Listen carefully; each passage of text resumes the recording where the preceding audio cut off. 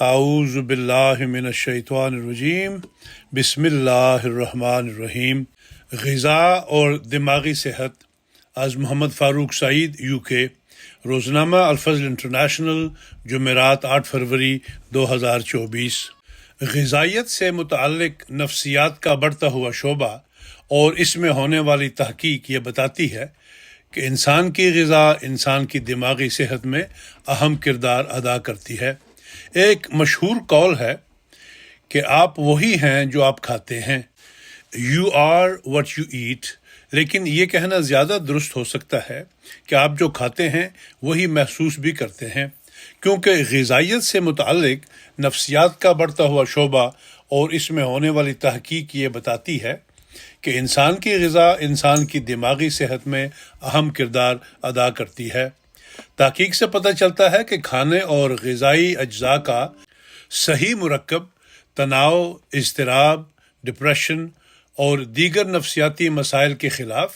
ایک بفر یعنی حفاظتی حصار کا کام کر سکتا ہے۔ مثال کے طور پر تحقیقی مطالعہ سے پتہ چلتا ہے کہ میڈیٹرینین ڈائٹ کو، جو پھلوں، سبزیوں، نباتات، پھلیوں، زیتون کے تیل اور مچھلی پر مشتمل ہوتی ہے، اپنی زندگی کا حصہ بنانے والے لوگوں میں ڈپریشن کا خطرہ کم ہوتا ہے۔ ان لوگوں کے مقابلے پر جو میڈیٹرینین ڈائٹ نہیں کھاتے، 2017 کی ایک تحقیق کے مطابق اپنے دسترخوان کو اس طرح کی میڈیٹرینین کھانوں سے مزین کرنا معاشرتی و سماجی دکھاوے سے زیادہ خود کی ذہنی صحت کے لیے بہتر ہو سکتا ہے۔ آسٹریلیا کی ڈیکن یونیورسٹی میں فوڈ اینڈ موڈ سینٹر کی شریک ڈائریکٹر اور 2017 کی تحقیق کی پہلی مصنف فیلکس جیکا کہتی ہیں کہ شاید پیٹ میں جانے والی چیز کا براہ راست دماغ سے کوئی فوری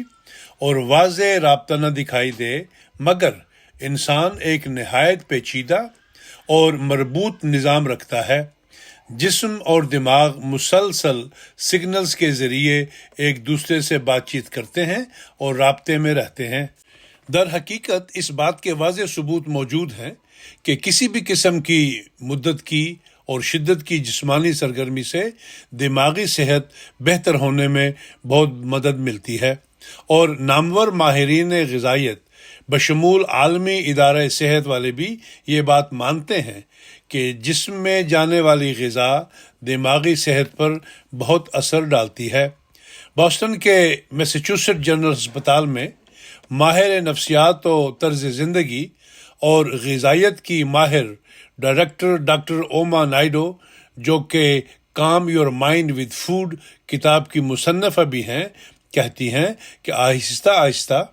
اب جدید سائنس بھی اس طرف زور پکڑ رہی ہے، جبکہ 450 قبل مسیح کے مشہور یونانی ماہر طب بقراط یعنی ہپاکریٹس نے کئی زمانے پہلے ہی بتا دیا تھا کہ پیٹ کی آنتوں اور دماغ کا آپس میں بہت گہرا تعلق ہے۔ ڈاکٹر فیلکس جیکا لکھتی ہیں، جدید تحقیق ابھی تک یہ سیکھنے کے مراحل میں ہے کہ کس طرح دماغی صحت کو کھانا متاثر کرتا ہے، مگر لگتا ہے کہ جیسے اس عمل میں گٹ مائکرو بائیوم ایک کلیدی کردار ادا کرتے ہیں۔ ہمارے نظام انہضام میں لاکھوں کروڑوں جرثومے رہتے ہیں، اور جو ہم کھاتے ہیں اس کے اجزاء کو توڑنے میں مدد دیتے ہیں، اور اس کے راستے میں جسم کے بہت سے دیگر حصوں کے ساتھ تعامل کرتے ہیں، اور جسم کے مختلف حصوں کی پرورش اور دیکھ بھال بھی کرتے ہیں۔ اسی طرح بھرپور غذائیت والی فائدہ مند غذائیں ہماری آنتوں میں موجود ان جرثوموں کی پرورش بھی کرتی ہیں۔ 2023 میں چوہوں پر ہونے والی ایک تحقیق سے پتہ چلا کہ مختلف کھانوں جیسے کہ دہی میں ایک ایسا بیکٹیریا بھی پایا جاتا ہے جس میں ایسی صلاحیت پائی جاتی ہے کہ وہ جسم کے مختلف مدافعاتی نظام کو درست اور مضبوط کرتا ہے، جس سے ذہنی دباؤ یعنی سٹریس، پریشانی یعنی انگزائٹی اور ڈپریشن میں واضح کمی واقع ہوتی ہے۔ کولمبیا یونیورسٹی میں سائیکائٹری کے اسسٹنٹ کلینکل پروفیسر اور eight to beat depression and anxiety کے مصنف ڈاکٹر ڈرو ریمسے کہتے ہیں کہ اگرچہ فی الحال سائنس کسی حتمی نتیجے پر نہیں پہنچی، مگر پھر بھی بعض محققین کا ماننا ہے کہ معدنی زنک یعنی منرل زنک جو سیپ، اوسٹرس اور گری دار میوے، نٹس سمیت کھانے کی مختلف اشیاء میں پایا جاتا ہے، وہ ایک ایسے پروٹین کی سطح کو بڑھاتا ہے جس سے دماغ کی نئی نشو و نما کو فروغ ملتا ہے، جو ممکنہ طور پر بہتر علمی فعل اور دماغی افعال کا باعث بنتی ہے۔ مزید یہ کہ جب آپ اچھا اور بہترین کھانا کھاتے ہیں تو دراصل آپ اپنے دماغی خلیوں کو وہ تمام اجزاء دے رہے ہوتے ہیں جن سے ان کی نشو و نما ہوتی ہے۔ ڈاکٹر ریمزے کہتے ہیں کہ آپ کیسے اور کہاں کھاتے ہیں، یہ بھی بہت اہم ہے۔ بہت سے لوگ اپنی خریداری کی فہرست بنیادی طور پر ایسے بناتے ہیں کہ جو سب سے سستا اور تیار کرنا آسان ہے وہ خریدنا ہے، لیکن کھانے کے ساتھ جذباتی تعلق پیدا کرنا بھی ضروری ہے، چاہے اسے کسانوں کی منڈیوں سے خرید کر جہاں آپ اسے اگانے والے لوگوں سے مل سکیں، یا آہستہ آہستہ اور دوستوں اور خاندانوں والوں کے ساتھ کھانا بانٹ کر دماغ اور روح کے ساتھ ساتھ جسم کی پرورش کر سکتے ہیں۔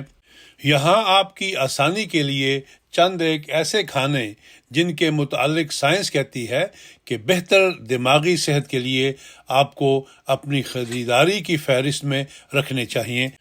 اور اپنی روزمرہ خوراک کا حصہ بنانا چاہیے، درج ذیل ہیں۔ اومیگا 3 فیٹی ایسڈز،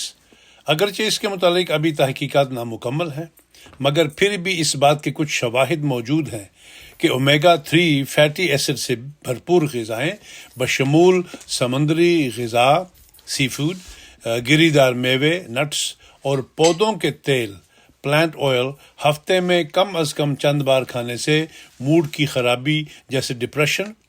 اور بائی پولر ڈس آرڈر کو بہتر کیا جا سکتا ہے۔ کروسیفرس ویجیٹیبلز، گوبھی، براکلی، بند گوبھی اور ارگولا جسے راکٹ بھی کہتے ہیں، اس کے سمیت سبزیوں میں ایسے مرکبات ہوتے ہیں جو اس سوزش کو کم کرتے ہیں جس کی وجہ سے ڈپریشن اور بے چینی سمیت صحت کے متعدد مسائل پیدا ہوتے ہیں۔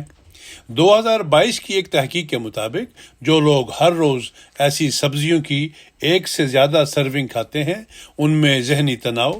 یعنی ڈپریشن کی سطح ان لوگوں کے مقابلے میں نمایاں طور پر کم ہوتی ہے جو ایسی سبزیاں کم کھاتے ہیں۔ فرمنٹڈ فوڈز، آپ کے آنتوں کے جرثوموں کو کھانا کھلانے کے لیے مشہور سادہ دہی، کمچی یعنی اچار کی ایک قسم جو کہ کورین ڈش ہے، اور ساور کراٹ یعنی باریک کٹا ہوا گوبھی کا اچار اور دیگر خمیر شدہ کھانے دماغ اور جسم کے تعلق کو بڑھانے کے لیے پاور ہاؤس ہیں۔ نیز تحقیق سے پتہ چلا ہے کہ روزانہ 2 سے 3 مرتبہ کھانے سے تناؤ اور افسردگی کی علامات میں واضح کمی ہوتی ہے۔ اسپائسز،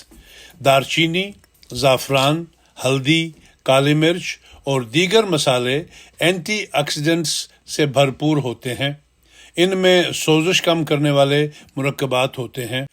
اور میٹابولزم کو بہتر بنانے میں جو دماغی صحت کی بھرپور مدد کرتے ہیں۔ بینز اینڈ لیفی گرینز، بعض تحقیقات کے مطابق ذہنی بے چینی کا تعلق جسم میں میگنیشیم کی کمی سے بھی ہوتا ہے، اس لیے ایسی غذائیں بکثرت کھانی چاہیے جو اس معدنیات یعنی میگنیشیم سے بھرپور ہوں، جیسے پھلیاں، پالک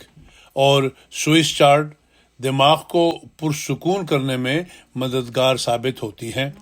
نوٹ: سب سے اہم بات یہ ہے کہ کسی بھی نسخے یا مخصوص غذا کو استعمال کرنے سے پہلے کسی اچھے ماہر غذائیات یعنی نیوٹریشنسٹ سے مشورہ کر کے اپنے کھانے پینے کی روٹین بنائیں تاکہ آپ کو کسی قسم کی پریشانی کا سامنا نہ کرنا پڑے۔ پس تحریر ہمارے مضمون میں ایک مشہور یونانی طبیب بقراط کا ذکر ہوا ہے۔ اپنے قارئین کی دلچسپی کے لیے بتاتے چلیں کہ گو ہپوکریٹس کی زندگی کے متعلق تاریخ میں مکمل تفصیلات نہیں ہیں، مگر پھر بھی طبی سائنس میں ان کا کردار اتنا اہم ہے کہ آج بھی بعض میڈیکل کالج کی گریجویشن کی تقریب میں ڈاکٹر سے ان کے شعبے اور فرائض کے متعلق ہپوکریٹک اوتھ پر حلف لیا جاتا ہے۔ یہ حلف طالب علموں کے لیے طبیب کے فرائض اور شاگرد کے استاد کے فرائض کا تعین کرتا ہے۔ حلف میں طبیب اپنی صلاحیتوں اور فیصلے کے مطابق صرف فائدہ مند علاج تجویز کرنے کا عہد کرتا ہے، نقصان پہنچانے یا چوٹ پہنچانے سے باز رہنا، اور ایک مثالی ذاتی اور پیشہ ورانہ زندگی گزارنے کا بھی عہد دہراتا ہے۔